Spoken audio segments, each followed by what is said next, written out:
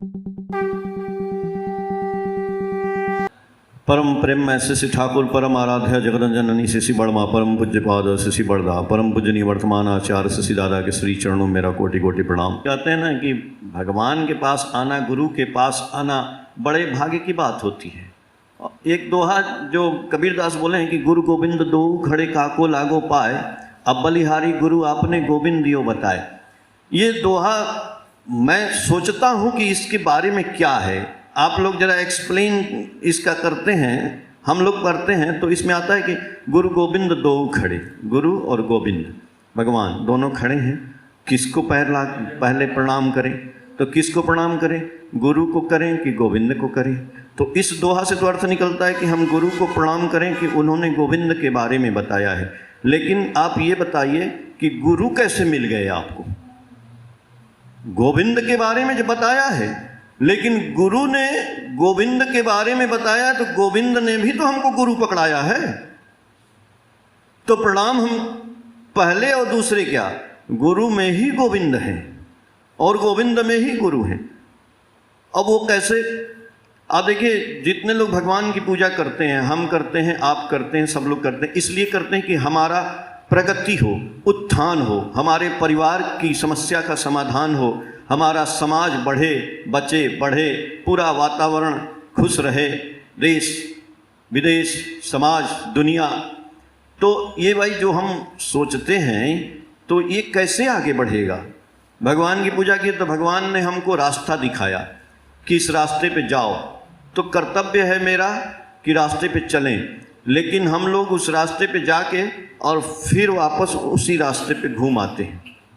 भगवान ने, हम पूजा किए भगवान की, तो भगवान ने हमको रास्ता दिखाया, बोले उधर जाओ। तो वहाँ पे एक गुरुजी मिले, तो गुरुजी मिले तो अब गुरुजी अपनी बात बताए, तो गुरुजी की बात हम करना शुरू किए। लेकिन हम देखते हैं कि हम गुरुजी की बात करना ही नहीं शुरू किए, फिर हम वापस वहीं आ गए, फिर हम वापस वहीं आ गए। जानते हैं क्यों? क्योंकि गुलामी हमारे नस नस में भर जाती है। गुलामी, हिंदुस्तान गुलाम था ना, तो वो गुलामी आज भी हमारे खून में है, वो गुलामी जाने वाली जल्दी नहीं है। एक क्रांतिकारी था, वो तो क्रांतिकारी लोग क्या करते हैं, वो सोचते हैं कि आज़ाद हो जाए, सब कुछ आज़ाद करो, आज़ाद करो।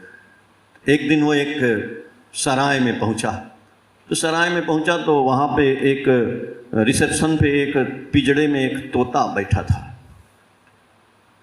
तो तोता को देखा तो तोता बोलता था स्वतंत्रता स्वतंत्रता स्वतंत्रता। बोला अरे भाई, तो तोता मिठू मिठू बोलता है, ये कौन सा तोता है यार, स्वतंत्रता बोलता है, गजब का तोता है। तो उसके मालिक से पूछा सराय के, भाई आपका तोता बड़ा बढ़िया है, ये स्वतंत्रता बोलता है यार, और हम तो क्रांतिकारी आदमी, हमको स्वतंत्रता वाली बात तो बड़ी अच्छी लगती है। तो बोले कि अब यहाँ लोग आते रहते हैं, बात करते हैं, वही सीख गया है, तो क्रांतिकारी लोग ज़्यादा यहाँ आते हैं।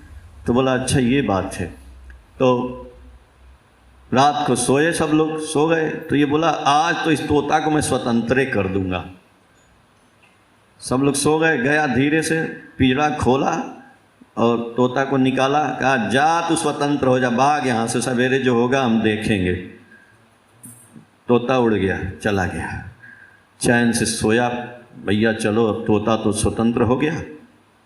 सो के फिर जब सवेरे उठा, सबसे पहले उठ गया, उठ के आया, देखा कि देखे भाई पिंजड़ा खाली हो गया है, चलें देखें। गया देखा तो अरे तोता फिर उसे पिंजड़े में आ गया था। अरे ये क्या हो गया भाई, हमने तो इसको स्वतंत्र कर दिया था, ये फिर उसी में आ गया। क्यों?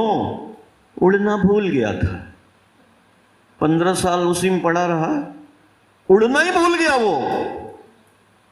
वही तोता हम लोग हैं, खानदान से न चले आ रहे हैं भाई। भगवान की पूजा करते करते करते करते करते गुरु मिल गए, लेकिन 2-4 महीना साल गुरु की पूजा करके फिर गुरु को छोड़ के फिर वहीं आ जाते हैं।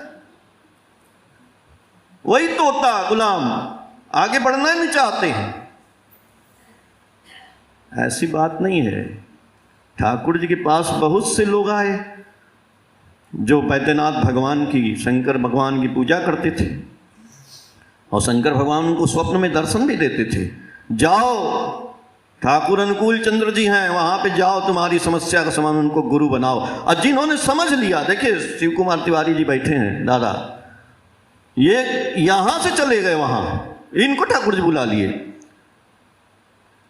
ऐसी बिहार के जो चीफ मिनिस्टर थे डॉक्टर विनोदानंद झा, वो भी बैद्यनाथ धाम में पूजा करते थे, उनको भी भगवान शंकर ने दर्शन दिया, बोले वो ठाकुर जी के पास जाओ। देवघर कॉलेज के प्रिंसिपल थे, उनका भी नाम था डॉक्टर विनोदानंद झा, वो भी गए ठाकुर जी के पास, वो भी भगवान शंकर की वहाँ पूजा करते थे, उनके साथ भी ऐसा हुआ। तो भगवान शंकर ने भेजा, एक ऋतिक दादा के साथ बात किए, और ऋतिक दादा ठाकुर जी के बारे में जाजन किए, बताए, जैसे आप डॉक्टर साहब भेजे, अभी 2-3 लोगों को डॉक्टर साहब ने भेजा। ठाकुर जी को देखिए क्या पसंद है, ठाकुर जी को जो पसंद है वो देना चाहिए, अगर वो दे दिए तो हमारा कल्याण होना निश्चित है। लेकिन ठाकुर जी को जो पसंद है वो तो जान जाइए कि क्या पसंद है। ठाकुर जी को क्या पसंद है? एप्पल, केला, सेब, बतासा, फूल, माला, चंदन, अगरबत्ती। हम लोग तो कुछ लाते ही नहीं है, लाते हैं? कुछ नहीं लाते। जिसको जो पसंद है वो देना है। आपकी पत्नी को जो पसंद है वो देंगे, आपके बच्चे को जो पसंद है वो देंगे, पिताजी को जो पसंद है वो देंगे, तब वो खुश रहेगा, तभी सब लोग घर परिवार में भी खुश रहेंगे। तो जब घर परिवार के लोग वो देने से खुश हो जाते हैं, तो ठाकुर जी को जो पसंद है, गुरु किए हैं महाराज, तो गुरु जी को जो पसंद है वो ना देंगे, वो देंगे ही नहीं है। कौन गुरु जी हमारे ऊपर रक्षा नहीं करे, हमारा समाधान नहीं हो रहा, हमारा समस्या का कुछ नहीं होगा, वैसे ही करते रहिए। आप अपने मन की कर रहे हैं, हम अपने मन की कर रहे हैं, वो अपने मन की कर रहे हैं। अरे भाई, उनको पसंद है मनुष्य, आदमी, इंसान, पैसा रुपया नहीं। ठाकुर जी कहे ठका पराया मानुष अपना, जितना हो मानुष धरना। उनको मनुष्य पसंद है। ठाकुर बोले मेरे पास मनुष्य लाओ। अब आप हम सोचेंगे कि मनुष्य लाओ, तो मनुष्य कैसा लाएं यार? सुंदर लाएं, ईमानदार लाएं, चरित्रवान लाएं। ये ठाकुर जी नहीं बोले हैं। आप खोजते रह जाएंगे, कोई नहीं मिलेगा आपको, न सुंदर न चरित्रवान, कुछ नहीं मिलेगा, मिलेगा ही नहीं। मिलेगा आपको दुष्ट, मिलेगा चोर, मिलेगा कपटी, मिलेगा धूर्त, ये आदमी जाते मिलेंगे। तो ठाकुर तो ये थोड़ी बोले जैसा भी मनुष्य लाए हो आप, चाहे वो चोर हो, ईमानदार हो, चाहे ब्रह्म हत्या, गौ हत्या, गुरु हत्या, कुछ भी किया हो, उसको आप ले आओ यहाँ पे। आज जब वो गुरु के पास आएगा ना, तो वही डाकू, रत्नाकर, वाल्मीकि हो जाएगा। ऐसे ऐसे लोग गुरु जी के पास आए, दारूबाज, बहुत से लोग आए, हत्यारे, डाकू, सब आज सत्संग में जो है बड़े बड़े ऋतिक बन गए हैं, दीक्षा देते हैं। तो जब विनोदानंद झा ठाकुर के पास जाते हैं, उनको एक ऋतिक दादा जाजन किए, बोले कि अरे आप शंकर जी की पूजा तो करते हैं, चलिए ना ठाकुर के पास, आप कि सारी समस्या का समाधान के ठाकुर जी को आप देखेंगे ना, आपका जीवन बदल जाएगा। बोले ऐसा क्या? बोले हाँ। गए ठाकुर जी के पास, ठाकुर जी से पूछते हैं, पहले ये बताइए ठाकुर जी, मेरे हम पूछेंगे तो बताएंगे कि नहीं? बोले नहीं नहीं बताएंगे, आप प्रश्न पूछिएगा, हम ये नहीं करेंगे आप दीक्षा ले लीजिए, आप चलिए पहले प्रश्न पूछिए। आए ठाकुर जी बैठे हैं, और प्रिंसिपल हैं, वो ठाकुर जी से पूछते हैं, ठाकुर जी ये बताइए कि हमारे जीवन में कोई समस्या आएगी, हम आपको गुरु कर लेंगे, तो क्या वो समस्या का समाधान हो जाएगा? ठाकुर जी बोले ये तो हम भी नहीं जानते हैं कि तुम्हारी समस्या का समाधान हो जाएगा। तो बोले तब हम आपको गुरु कैसे करें? बोले गुरु इसलिए करो, ये हम नहीं जानते हैं कि मेरी समस्या, तुम्हारी समस्या का समाधान होगा, लेकिन ये लाखों लोग जो इस आश्रम में घूम रहे हैं, और लाखों लोग जो यहाँ आके दीक्षा ले रहे हैं, उनसे जाके पूछो, यदि उनकी समस्या का समाधान हो रहा है तो आपका भी समस्या का समाधान हो सकता है। तब वो बोले हम गुरुजी आपकी दीक्षा लेंगे। ठाकुर जी उनको बोले ऋतिक दादा से आप इनको दीक्षा दे दीजिए। जब दीक्षा दिए तो बोले अब चलिए गुरु को प्रणाम करने। गुरु जी के पास आते हैं प्रणाम करने। बोले ठाकुर डॉक्टर साहब दीक्षा ले लिए। ठाकुर बोले यहाँ बैठिए मेरे पास, हम एक बात बताते हैं आपको, इसको जीवन भर अपने दिमाग में रखिएगा, आपका जीवन सुंदर हो जाएगा। एक बात ठाकुर जी बोले। बोले हाँ ठाकुर बोलिए। बोले किलेर काछे जे गम थाके, बांग्ला में बोले किलेर काछे जे गम थाके से बेचे जाए और दूर होले से पीसे जाए। इस बात को आप याद रखिएगा। मतलब कील के पास जब चक्की चलती है तो जो गेहूं रहता है वो बच जाता है, और जैसे ही दूर जाता है वो पिस जाता है। इस बात को जिंदगी भर वो याद रखे। यानी गुरु तो आप पकड़ लिए महाराज, जब तक गुरु को पकड़े रहेंगे, कील के पास रहेंगे, तब तक आप जीवन में सारी समस्याओं से बचे रहेंगे। और जिस दिन दूर जाएंगे उसी दिन चक्की में पीस के आटा हो जाएंगे, ये समझ लीजिएगा। बाद में ठाकुर जी उनको बोले एक दिन, झा जी जानते हैं उस समय की बात जब ठाकुर जी थे और आज इतने दिन की बात, भारत हिंदुस्तान डिवाइड हो गया, बांग्लादेश अलग हो गया, पाकिस्तान अलग हो गया। ठाकुर जी की कल्पना थी, ठाकुर जी का आश्रम था करोड़ों का वहाँ पे पावना में, बांग्लादेश में।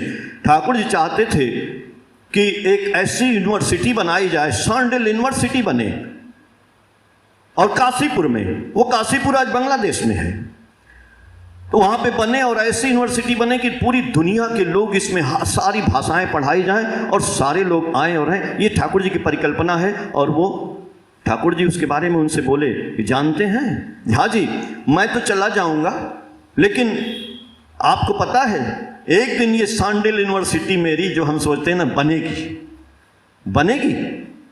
बोले ठाकुर जी आप तो रहेंगे नहीं, और हिंदुस्तान अलग है, वो बांग्लादेश अलग है, और काशीपुर तो बांग्लादेश में है, कैसे बनेगा? ठाकुर जी बोले एक दिन ऐसा आएगा कि पावना पटना एक हो जावे, तब सांडेल यूनिवर्सिटी बनेगा। और उस दिन देवघर में, बैद्यनाथ धाम में गंगा जी आ जाएंगी।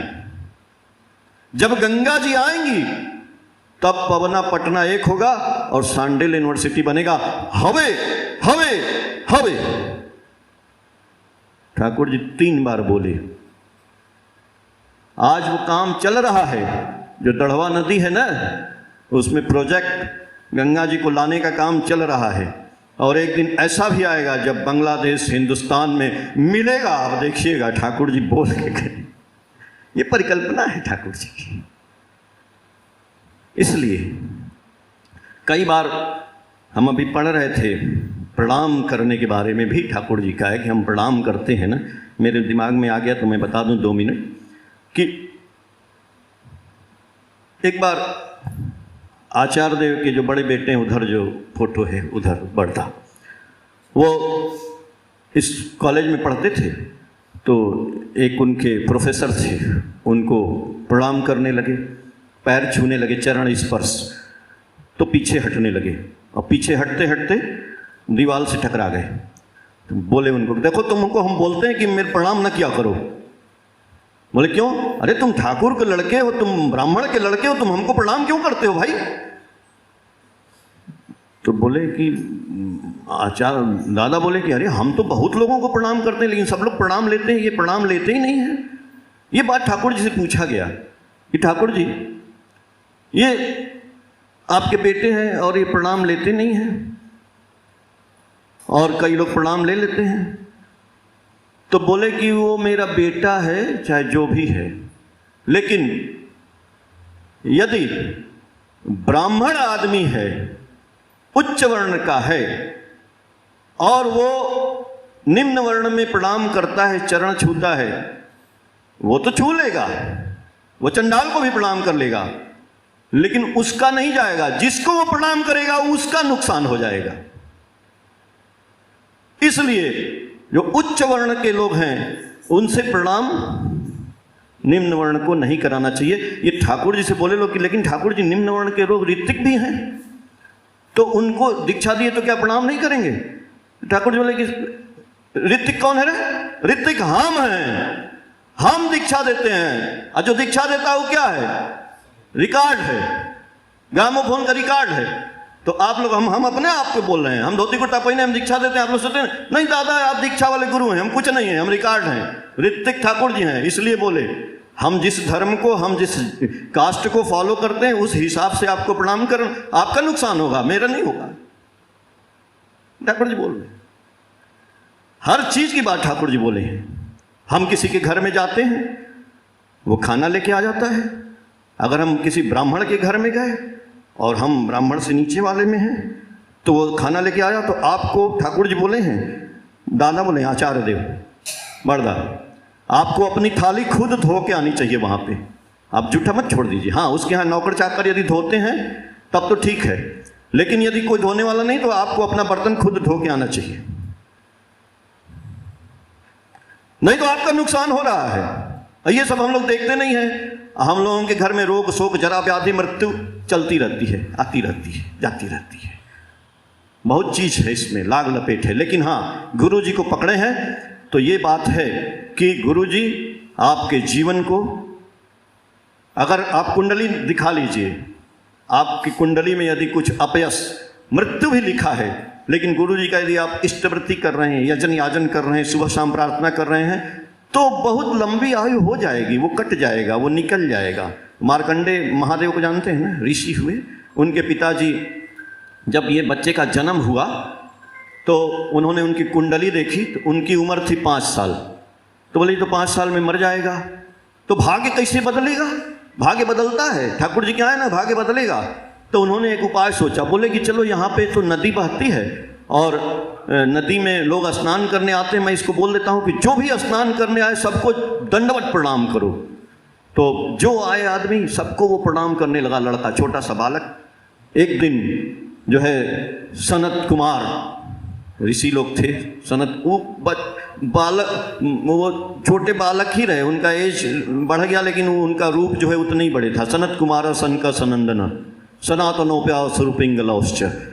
आज भी तो वो लोग ऋषि लोग आ रहे थे, इन्होंने प्रणाम किया तो उन्होंने उनको आयुष्मान भव बोल दिया। जब आयुष्मान भव बोल दिया तो उनके पिताजी वहीं बैठे थे, आकर के बोलते हैं, अरे आपने आयुष्मान भव बोल दिया, इसकी आयु तो 5 साल है, ये तो कहाँ जिंदा रहेगा? बोले ऐसा क्या, दिखाओ कुंडली। बोले कि ऐसा 5 साल रहेगा जिंदा? अब तो हम लोग बोल दिए हैं तो इसको तो जिंदा रहना पड़ेगा, चिरंजीवी भव, तो चिरंजीवी रहेगा। तो बोले कैसे रहेगा? बोले आप कुंडली में से देख लो, जिस दिन इसकी मृत्यु होगी उस दिन हमको बुलाना, उसी दिन हम आएंगे और इसको बचाएंगे। देखिए जब गुरु आते हैं तो हमारा जीवन कैसे बदलता है, मैं ये बात बता रहा हूँ। थोड़ा सा लंबा हो गया लेकिन आप माफ़ करिएगा, थोड़ा समय ले। तो जिस दिन मृत्यु का लास्ट समय था वो गए ऋषि लोगों के पास, सनत कुमार जो उनके पास, वो लोग आए, बोले हाँ बोलिए आज मृत्यु का समय है। बोले अच्छा, बालक को ले चलिए भगवान शंकर के पास। ले गए और जो शिवलिंग था मंदिर में, बोले इसको कस के पकड़ लो, ऐसे पकड़े रहो एकदम। और बालक ने उस शिवलिंग को पकड़ लिया। भाई उस दिन तो मृत्यु था। यमराज आए, यमराज प्रकट हुए, बोले शिवलिंग छोड़ दो, आज तुम्हारी मृत्यु है, तुमको लेके जाएंगे। सनत कुमार लोग खड़े थे, कैसे ले जाओगे? महाकाल को पकड़ा है, कैसे ले जाओगे? बोले पकड़ा है तो क्या हुआ, इसका उम्र हो गया है खत्म, 5 साल की उम्र थी, इसको हम लेके जाएंगे। बोले ना, और छोड़ना नहीं, तुम पकड़े रहना, कैसे ले जाएंगे? शंकर भगवान प्रकट होते हैं, बोले क्या है? यमराज बोले देखिए इसका समय हो गया है, ये आपको पकड़े हुए हैं, कह रहा है कि हम अब छोड़ेंगे नहीं, हम तो इसको ले जाना है, हमारा तो नियम है। शंकर भगवान कहे कि अरे बस इतनी सी बात है, जा 5 साल मेरी उम्र तू ले ले। और अब शंकर भगवान का 1 साल का उम्र का मतलब अरबों साल, 5 साल का तो कई अरब साल हो गया। तो आज भी प्रचलित है कि वो मार्कंडे महादेव जी आज भी जिंदा है, मारे ही नहीं है, मरते ही नहीं है वो। तो गुरु पकड़ने का ये फल होता है, यदि हम निष्ठा से लगन से जो बात बताई गई है उसको करेंगे तो किस्मत जरूर बदल जाएगी हमारी। ठाकुर जी आप लोगों का मंगल करे। जय गुरु।